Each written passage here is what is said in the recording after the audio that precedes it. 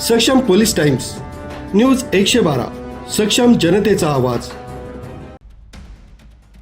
नाशिकच्या इंदिरानगर परिसरातील bank of Maharashtra राजसारथी सोसायटीजवळ असलेल्या एका उद्यानाजवळ शुक्रवारी रात्री 11:15 वाजेच्या सुमारास एका 20 वर्षीय युवतीची धारदार शस्त्रानं वार करून निर्घृण हत्या करण्यात आली।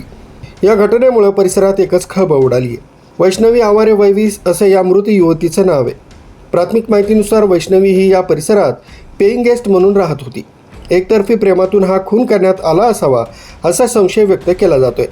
घटनेची माहिती मिळताच इंदिरानगर पोलिसांनी तत्काळ घटनास्थळी धाव घेतली असून मृतदेहाचा पंचनामा करण्याची प्रक्रिया सुरू करण्यात आली। हल्लेखोरानं धारदार शस्त्रानं वार केल्यामुळे वैष्णवीचा जागीच मृत्यू झाल्याचं समजतंय। या प्रकरणी पोलिसांनी गुन्हा दाखल करण्याची प्रक्रिया सुरू केली असून आरोपीचा शोध घेण्यासाठी वेगवेगळी पथकं रवाना करण्यात आली आहेत।